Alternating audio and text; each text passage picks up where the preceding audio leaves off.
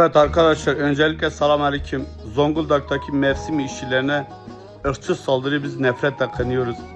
Ben burada diyorum ki Allah sizin belanızı versin. Pislikler her yerde pisliktir. Yani sözde Türk-Kürt kardeştir. Kardeşlik böyle değildir. Kardeşlik hiçbir zaman böyle değildir.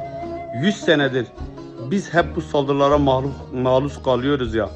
Allah sizi belanızı versin. Sizde kardeşlik olmaz. Ya arkadaş, sözde barış süreci var. Ya ne barış süreci ya? Ya bunların kanına ırkçılık işlemiş. Allah bunların belasını versin ya. Allah bunların bin belasını versin ya. Ne diyeyim ki arkadaş? Ben Ağrı Doğu Bes'ten yüzlerce Zonguldak ve tırları gelip İran'a geçiyorlar. Biz de mi saldırsak bize yakışır mı? Yakışmaz tabii ki. Çünkü biz ırkçı değiliz. Biz insanlığımızı koruyoruz. Biz kardeşlik diyoruz. Biz insanlık diyoruz. Ama bunlar ırkçılık yapıyorlar. Yeter ya. Yeter, Allah sizin belanızı versin ya.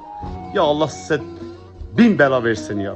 Ne diyeyim artık ya. Öyle doluyum ki yanlış kelimeler ağzımda çıkacak ya. Allah sizin belanızı versin ya.